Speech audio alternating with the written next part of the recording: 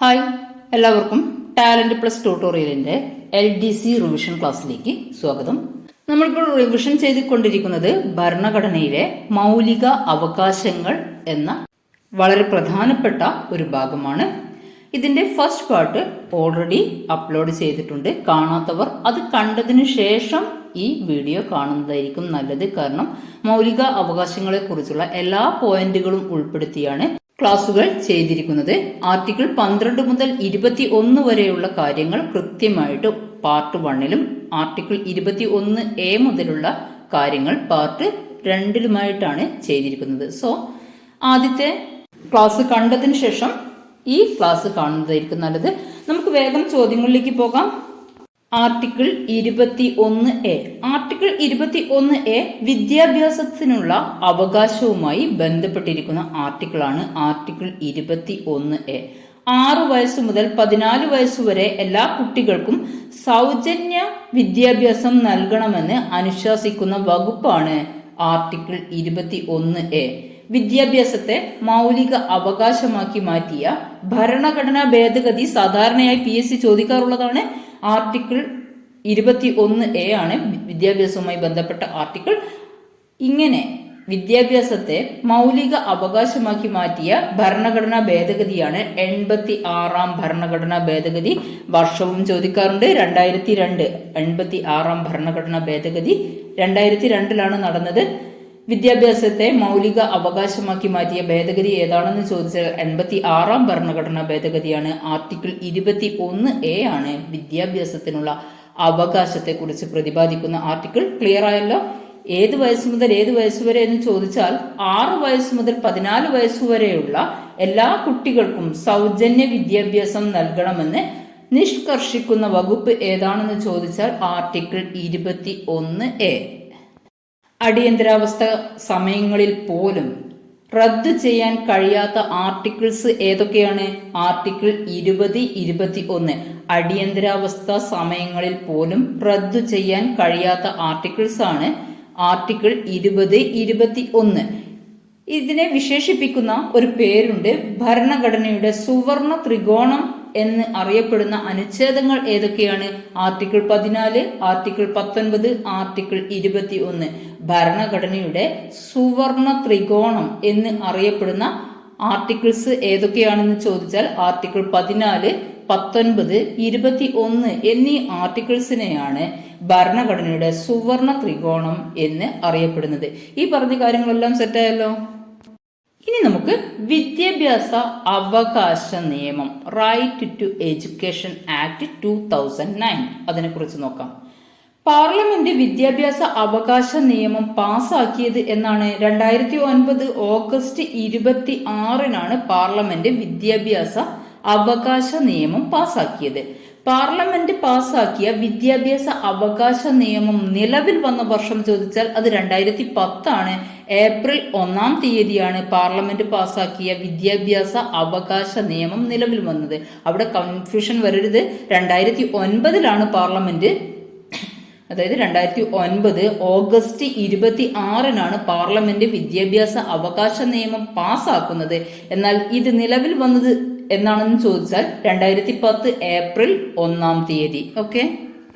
Article 21A പ്രതിപാദിക്കുന്ന വിദ്യാഭ്യാസ അവകാശവുമായി ബന്ധപ്പെട്ട് നിർമ്മിക്കപ്പെട്ട നിയമം ആണ് വിദ്യാഭ്യാസ അവകാശ നിയമം.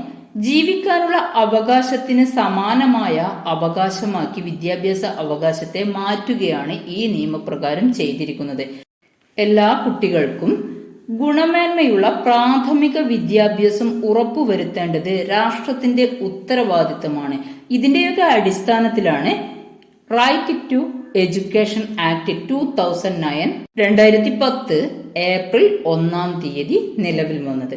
ഇനി നമുക്ക് ആർട്ടിക്കിൾ 22-നെ കുറിച്ച് നോക്കാം. ആർട്ടിക്കിൾ 21A കുറിച്ചുള്ള നോട്ടുകൾ ഞാൻ ഗ്രൂപ്പിൽ നൽകുന്നതാണ്. ചാനലിൽ അപ്ലോഡ് ചെയ്യുന്ന വീഡിയോസിന്റെ നോട്ടുകൾക്കായി ടാലന്റ് പ്ലസ് ട്യൂട്ടോറിയൽ എന്ന വാട്സപ്പ് ഗ്രൂപ്പിൽ ജോയിൻ ചെയ്യുക. ലിങ്ക് ഡിസ്ക്രിപ്ഷനിൽ ആഡ് ചെയ്യുന്നതാണ്. അതോടൊപ്പം തന്നെ റിവിഷൻ നടത്തുന്ന ഭാഗങ്ങളുടെ മോക്ക് ടെസ്റ്റും ഗ്രൂപ്പിൽ അവൈലബിൾ ആണ്. സോ നമുക്ക് 22-ാമത്തെ ആർട്ടിക്കിൾ എന്താണെന്ന് നോക്കാം. അന്യായമായ അറസ്റ്റിനും തടങ്കലിൽ വെക്കുന്നതിനുമെതിരായ അവകാശമാണ് ആർട്ടിക്കിൾ 22 പ്രതിപാദിക്കുന്നത്. അന്യായമായി അറസ്റ്റ് ചെയ്യുന്നതിനും തടങ്കലിൽ വെക്കുന്നതിനുമെതിരെ 22 വകുപ്പ് സംരക്ഷണം ഉറപ്പു നൽകുന്നു. നമ്മൾ കൃത്യമായിട്ട് അറിഞ്ഞിരിക്കേണ്ട കാര്യം ആർട്ടിക്കിൾ 22 എന്തിനെ കുറിച്ച് പ്രതിപാദിക്കുന്നു എന്നതാണ്. അന്യായമായി അറസ്റ്റ് ചെയ്യുന്നതിനും തടങ്കലിൽ വെക്കുന്നതിനുമെതിരെ 22 വകുപ്പ് സംരക്ഷണം ഉറപ്പു നൽകുന്നു. 3 അവകാശങ്ങളാണ് ഇത് ഉറപ്പു നൽകുന്നത്. 22 ആർട്ടിക്കിൾ 22 ഉറപ്പു നൽകുന്നത് 3 അവകാശങ്ങളാണ്. അത് ഏതൊക്കെയാണെന്ന് നോക്കാം. അറസ്റ്റ് ചെയ്യപ്പെടുന്ന വ്യക്തിക്ക് അറസ്റ്റിന്റെ കാര്യം അല്ലെങ്കിൽ അറസ്റ്റിന്റെ കാരണം അറിയാനുള്ള അവകാശം. സെക്കൻഡ്, അറസ്റ്റ് ചെയ്യപ്പെട്ട വ്യക്തിക്ക് അയാൾക്ക് ഇഷ്ടമുള്ള അഭിഭാഷകനുമായി ആലോചിക്കാനും അദ്ദേഹം മുഖേന കേസ് വാദിക്കാനുമുള്ള അവകാശമുണ്ട്.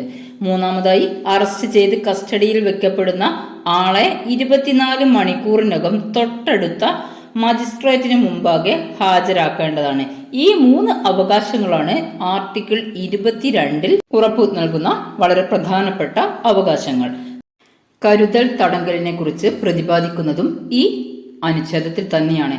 ചില സന്ദർഭങ്ങളിൽ കുറ്റം ചെയ്യുന്നതിനു മുൻപായി കുറ്റം ചെയ്യാൻ സാധ്യത ഉണ്ടെന്ന സംശയത്തിന്റെ അടിസ്ഥാനത്തിൽ വ്യക്തികളെ കുറച്ചു സമയത്തേക്ക് നിയമത്താൽ സ്ഥാപിതമായ നടപടിക്രമങ്ങളൊന്നും കൂടാതെ അറസ്റ്റ് ചെയ്യാം. അതേപോലെ തന്നെ ഒരു വ്യക്തി രാഷ്ട്രത്തിന്റെ സുരക്ഷയ്ക്കോ ക്രമസമാധാനത്തിനോ ഭീഷണി ഉയർത്തുമെന്ന് ഗവൺമെന്റിന് തോന്നുകയാണെങ്കിൽ അയാളെ അറസ്റ്റ് ചെയ്യാനും വിചാരണ കൂടാതെ തടങ്കലിൽ വെക്കാനും ഗവൺമെന്റിന് അവകാശമുണ്ട്. ഇതൊക്കെ പ്രതിപാദിക്കുന്നത് ആർട്ടിക്കിൾ 22 തടങ്കൽ ഉത്തരവിനെതിരെ പ്രതിനിധിയെ അയക്കുവാൻ തടവ് പുള്ളിക്ക് അവകാശവുമുണ്ട്. ഇതും ആർട്ടിക്കിൾ 22 തന്നെയാണ് പ്രതിപാദിക്കുന്നത്. ആരാണ് കരുതൽ തടങ്കൽ ബിൽ പാർലമെന്റിൽ അവതരിപ്പിച്ചത്? സർദാർ വല്ലഭായ് പട്ടേലാണ് കരുതൽ തടങ്കൽ ബിൽ പാർലമെന്റിൽ അവതരിപ്പിച്ചത്. കരുതൽ തടങ്കൽ നിയമപ്രകാരം അറസ്റ്റിലായ വ്യക്തിയാണ് AK ഗോപാലൻ. കരുതൽ തടങ്കൽ എത്ര മാസം വരെ നീട്ടിക്കൊണ്ടുപോകാൻ കഴിയും? 3 മാസം വരെയാണ് കരുതൽ തടങ്കൽ നീട്ടിക്കൊണ്ടുപോകാൻ കഴിയുക. 3 മാസത്തിനു ശേഷം ഈ കേസ് ഒരു ഉപദേശക സമിതിക്ക് മുൻപാകെ പുനഃപരിശോധനയ്ക്ക് വിധേയമാക്കണം എന്നെല്ലാം ഈ ആർട്ടിക്കിൾ 22 കുറിച്ച് പഠിക്കുമ്പോൾ നമ്മൾ മനസ്സിൽ കരുതേണ്ട കാര്യങ്ങളാണ്, മനസ്സിലാക്കി വെക്കേണ്ട കാര്യങ്ങളാണ്. കാരണം പ്രസ്താവന രൂപത്തിലുള്ള ചോദ്യങ്ങളാണെങ്കിൽ ഇത്തരം പോയിന്റുകൾ നമുക്കവിടെ പ്രതീക്ഷിക്കാം. കരുതൽ തടങ്കൽ നിയമത്തിന് പ്രസിഡന്റിന്റെ അംഗീകാരം ലഭിച്ചത് എന്നാണെന്ന് കൂടെ നോക്കാം. 1950 ഫെബ്രുവരി 25 പ്രസിഡന്റിന്റെ അംഗീകാരം ലഭിച്ചത്. കരുതൽ തടങ്കൽ നിയമം നിലവിൽ വന്നത് എന്നാണ്? 1950 ഫെബ്രുവരി 26. അപ്പോഴത്തെ president doctor Rajendra Prasad. Next article 23 ചൂഷണത്തിനെതിരായ അവകാശം. ചൂഷണത്തിനെതിരായ അവകാശത്തെ കുറിച്ചാണ് ആർട്ടിക്കിൾ 23 പ്രതിപാദിക്കുന്നത്. ആർട്ടിക്കിൾ 23 പ്രകാരം അടിമപ്പണി അല്ലെങ്കിൽ കൂലി നൽകാതെ നിർബന്ധിത വേല ചെയ്യിപ്പിക്കൽ, മനുഷ്യ വ്യാപാരം, അടിമകളാക്കി ഉപയോഗിക്കുക തുടങ്ങിയവ ഭരണഘടന നിരോധിച്ചിരിക്കുന്നു. നിർബന്ധിത ജോലി തടയാനും മിനിമം കൂലി നടപ്പാക്കാനും പ്രാബല്യത്തിൽ വന്ന നിയമങ്ങൾ ഏതൊക്കെയാണെന്ന് നോക്കാം. Bonded labour system abolition act 1976, minimum wages act 1948, contract labour act 1970, equal remuneration act 1976. ഇവയെല്ലാം നിർബന്ധിത ജോലി തടയാനും മിനിമം കൂലി നടപ്പിലാക്കാനും പ്രാബല്യത്തിൽ വന്ന നിയമങ്ങളാണ്. ദേവദാസി സമ്പ്രദായത്തെ വിലക്കുന്ന ആർട്ടിക്കിളാണ് ആർട്ടിക്കിൾ 23 എന്നതുകൂടെ മനസ്സിലാക്കി വെക്കുക. ഇനി നമുക്ക് ആർട്ടിക്കിൾ 24 കുറിച്ച് നോക്കാം. ബാലവേല നിരോധനം. ബാലവേല നിരോധനത്തെ പറ്റി പ്രതിപാദിക്കുന്ന ആർട്ടിക്കിളാണ് ആർട്ടിക്കിൾ 24. ഇതുപ്രകാരം വ്യവസായശാലകളിലും അപകടകരമായ മേഖലകളിലും കുട്ടികളെ ജോലിക്ക് നിയോഗിക്കുന്നത് നിരോധിച്ചിരിക്കുന്നു. വ്യവസായശാലകൾ, ഖനികൾ എന്നിവ പോലെയുള്ള അപകടകരമായ മേഖലകളിൽ എത്ര വയസ്സിൽ താഴെയുള്ള കുട്ടികളെ കൊണ്ട് തൊഴിൽ ചെയ്യിപ്പിക്കുന്നതാണ് ഭരണഘടന വിലക്കിയിരിക്കുന്നത് എന്ന് ചോദിച്ചാൽ 14 വയസ്സിന് താഴെയുള്ള കുട്ടികളെ കൊണ്ട് തൊഴിൽ ചെയ്യിപ്പിക്കുന്നതാണ് ഭരണഘടന വിലക്കിയിരിക്കുന്നത്. ബാലവേല ഉപയോഗിച്ചിട്ടില്ലാത്ത ഉൽപ്പന്നങ്ങൾക്ക് നൽകുന്ന മുദ്രയാണ് റക്മാർക്ക്. റക്മാർക്ക് നിലവിൽ അറിയപ്പെടുന്ന പേരാണ് ഗുഡ് വീവ്. ആദ്യം റക്മാർക്ക് എന്നായിരുന്നു അറിയപ്പെട്ടത്. എന്താണ് റക്മാർക്ക് എന്നറിയപ്പെട്ടത്? ബാലവേല ഉപയോഗിച്ചിട്ടില്ലാത്ത ഉൽപ്പന്നങ്ങൾക്ക് നൽകുന്ന മുദ്രയായിരുന്നു റക്മാർക്ക്. റക്മാർക്ക് നിലവിൽ അറിയപ്പെടുന്ന പേരാണ് ഗുഡ് വീവ്. റക്മാർക്ക് എന്ന ആശയത്തിന് പിന്നിൽ പ്രവർത്തിച്ച ഇന്ത്യൻ നൊബേൽ സമ്മാന ജേതാവാണ് കൈലാഷ് സത്യാർത്ഥി. ഇദ്ദേഹത്തിന് 2014 നൊബേൽ പ്രൈസ് ലഭിച്ചത്. മലാല യൂസഫ്സായ് കൈലാഷ് സത്യാർത്ഥിയുടെ കൂടെ നൊബേൽ പ്രൈസ് പങ്കിടുകയുണ്ടായി. 2014 ഇവർക്ക് രണ്ടുപേർക്കും നൊബേൽ പ്രൈസ് ലഭിച്ചത്. ബച്പൻ ബച്ചാവോ ആന്തോളൻ എന്ന സംഘടന 1980 സ്ഥാപിച്ച വ്യക്തിയാണ് കൈലാഷ് സത്യാർത്ഥി. ഇതെന്തിനു വേണ്ടിയുള്ളതായിരുന്നു? ബാലവേല തടയാനും കുട്ടികളുടെ സംരക്ഷണത്തിനുമായി കൈലാഷ് സത്യാർത്ഥി ആരംഭിച്ച സംഘടനയാണ് Bachpan Bachao Andolan 1980. Global March against child labour എന്ന അന്താരാഷ്ട്ര സംഘടനയ്ക്ക് നേതൃത്വം നൽകിയ ഇന്ത്യക്കാരനാണ് കൈലാഷ് സത്യാർത്ഥി. ലോക ബാലവേല വിരുദ്ധ ദിനം ജൂൺ 12. ബാലവേല തടയാൻ ചൈൽഡ് ലേബർ ട്രാക്കിംഗ് സിസ്റ്റം ആരംഭിച്ച സംസ്ഥാനം ഏതാണെന്ന് ചോദിച്ചാൽ ബീഹാർ ആണ്. ഒന്നുകൂടെ മനസ്സിലാക്കി വെക്കുക. ബാലവേല തടയാൻ ചൈൽഡ് ലേബർ ട്രാക്കിംഗ് സിസ്റ്റം ആരംഭിച്ച സംസ്ഥാനമാണ് ബീഹാർ. Next article 25. സ്വതന്ത്രമായി ഏതു മതത്തിലും വിശ്വസിക്കുന്നതിനും ആചരിക്കുന്നതിനും പ്രചരിപ്പിക്കുന്നതിനും പഠിപ്പിക്കുന്നതിനുമുള്ള സ്വാതന്ത്ര്യം നൽകുന്ന ആർട്ടിക്കിളാണ് ആർട്ടിക്കിൾ 25. മതേതരത്വം എന്ന പദം ഭരണഘടനയിൽ കൂട്ടിച്ചേർത്ത, അതായത് ആമുഖത്തിലാണ് മതേതരത്വം എന്ന പദം കൂട്ടിച്ചേർത്തത്. ഇങ്ങനെ കൂട്ടിച്ചേർത്ത ഭേദഗതി ഏതാണെന്ന് ചോദിച്ചാൽ 42ാം ഭരണഘടനാ ഭേദഗതി 1976. 1976 42ാം ഭരണഘടനാ ഭേദഗതി പ്രകാരമാണ് മതേതരത്വം എന്ന പദം ഭരണഘടനയിലെ ആമുഖത്തിൽ കൂട്ടിച്ചേർത്തത്. Next article 26. മതവിഭാഗങ്ങൾക്ക് മത ജീവകാരുണ്യ സ്ഥാപനങ്ങൾ സ്ഥാപിക്കുന്നതിനും നോക്കി നടത്തുന്നതിനുമുള്ള സ്വാതന്ത്ര്യം നൽകുന്ന ആർട്ടിക്കിളാണ് ആർട്ടിക്കിൾ 26. മതപരമായ ആചാരങ്ങൾ തീരുമാനിക്കുവാനുള്ള അവകാശം അതാത് മതങ്ങൾക്ക് നൽകുന്ന അനുച്ഛേദം കൂടിയാണ് ആർട്ടിക്കിൾ 26 എന്ന കാര്യം മനസ്സിലാക്കി വെക്കുക. ആർട്ടിക്കിൾ 27. ഏതെങ്കിലും മതത്തിന്റെയോ മതവിഭാഗത്തിന്റെയോ വിപുലീകരണത്തിനോ പരിപാലനത്തിനോ വേണ്ടി ഒരു വ്യക്തിയും നികുതി അടയ്ക്കാൻ നിർബന്ധിതരല്ല എന്ന് പ്രതിപാദിക്കുന്ന ആർട്ടിക്കിളാണ് ആർട്ടിക്കിൾ 27. ആർട്ടിക്കിൾ 27 2 പ്രധാനപ്പെട്ട പോയിന്റ് കൂടെ പറയുന്നുണ്ട്. തീർത്ഥാടകർക്ക് ചില പ്രത്യേക സേവനങ്ങളോ സാഹചര്യങ്ങളോ ഒരുക്കുന്നതിന് അവരിൽ നിന്നും ഈ ഫീസ് ഈടാക്കുന്നതിൽ നിയമ തടസ്സമില്ല എന്നും മതപരമായ ഒത്തുചേരലുകൾക്ക് മിതമായ നിരക്കിൽ ഫീസ് ഈടാക്കാവുന്നതാണ് എന്നും ആർട്ടിക്കിൾ 27 പ്രതിപാദിക്കുന്നുണ്ട്. ഈ പോയിന്റുകൾ കൃത്യമായിട്ട് മനസ്സിലാക്കുക. ഇനി നമുക്ക് ആർട്ടിക്കിൾ 28 എന്താണെന്ന് നോക്കാം. ഗവൺമെന്റ് നടത്തുന്ന വിദ്യാഭ്യാസ സ്ഥാപനങ്ങളിൽ മത ആചാരങ്ങൾ നടത്താനോ മതാചാരങ്ങൾ നിർബന്ധമാക്കാനോ പാടില്ല എന്ന് അനുശാസിക്കുന്ന വകുപ്പാണ് ആർട്ടിക്കിൾ 28. ആർട്ടിക്കിൾ 28 എന്താണ്?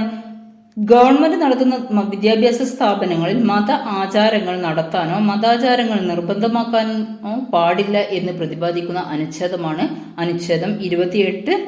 ആർട്ടിക്കിൾ 29, 30 സാംസ്കാരികവും വിദ്യാഭ്യാസപരവുമായ അവകാശങ്ങളെക്കുറിച്ച് പ്രതിപാദിക്കുന്ന വകുപ്പുകളാണ് ആർട്ടിക്കിൾ 29 ആർട്ടിക്കിൾ 30.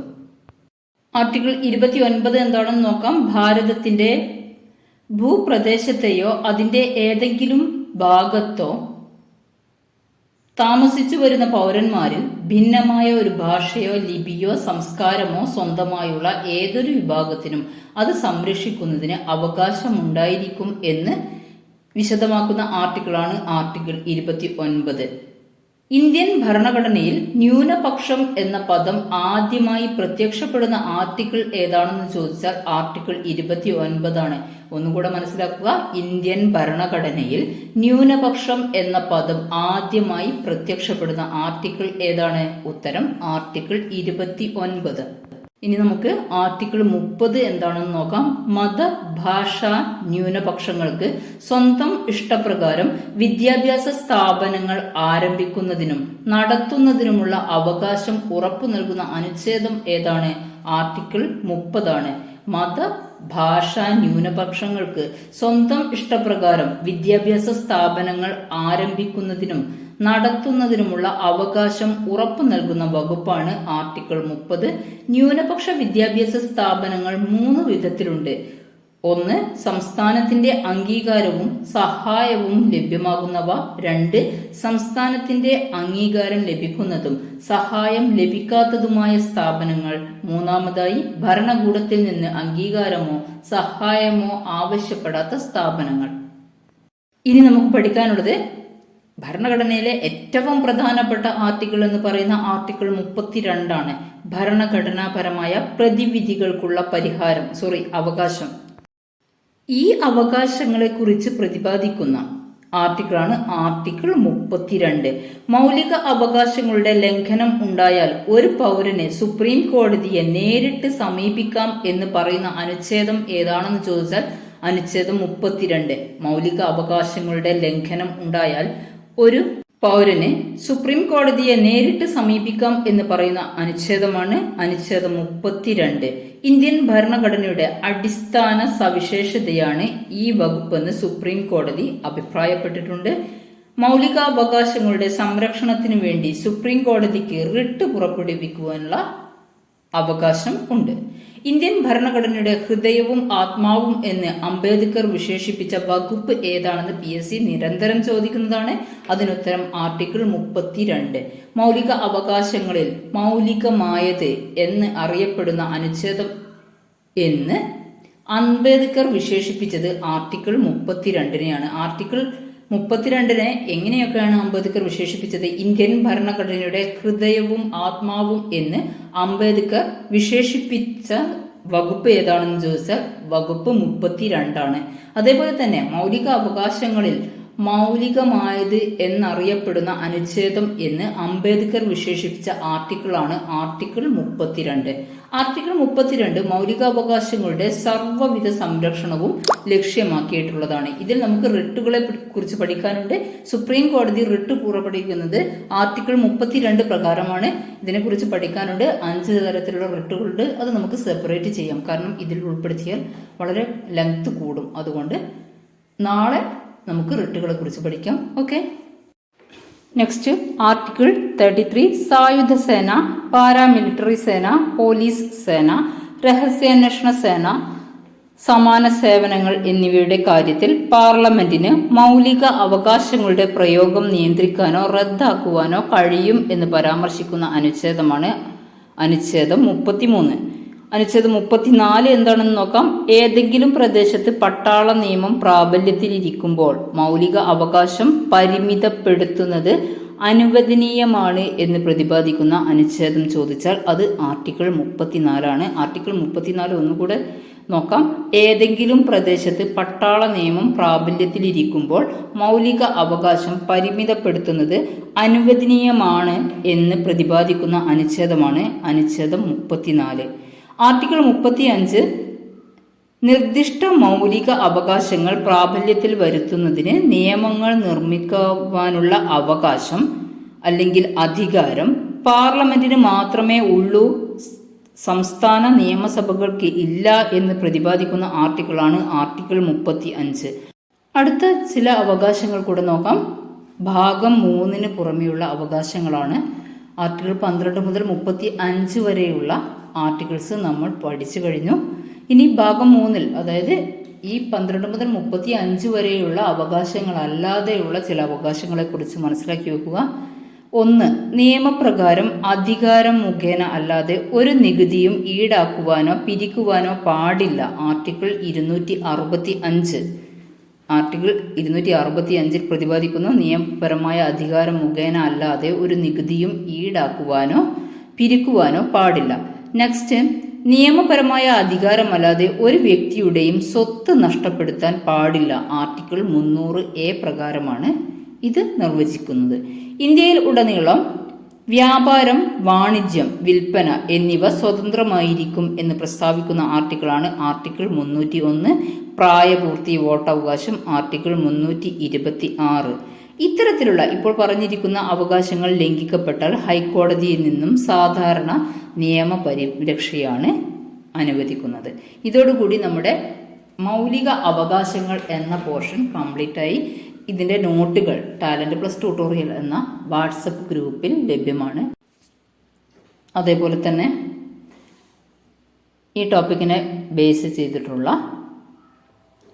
മോക്ക് ടെസ്റ്റ് ഗ്രൂപ്പിൽ അവൈലബിൾ ആണ്. താല്പര്യമുള്ളവർക്ക് ജോയിൻ ചെയ്യാം. ലിങ്ക് ഡിസ്ക്രിപ്ഷനിൽ ആഡ് ചെയ്തിട്ടുണ്ട്.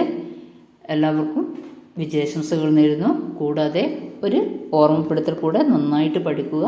ജൂലൈയിൽ നമ്മുടെ LDC എക്സാം സ്റ്റാർട്ട് ചെയ്യുകയാണ്. ഒക്ടോബർ വരെയാണ്. അതിനുള്ളിൽ എല്ലാ ജില്ലകളിലെയും പരീക്ഷകൾ കഴിയും. എന്നാലും ജൂലൈ 27 വരുന്ന തിരുവനന്തപുരം LDC നന്നായിട്ട്, തിരുവനന്തപുരത്തുള്ളവരായാലും ഏത് ജില്ലക്കാരായാലും നന്നായിട്ട് പഠിക്കുക. എല്ലാവർക്കും വിജയാശംസകൾ നേരുന്നു. Good bye, see you soon.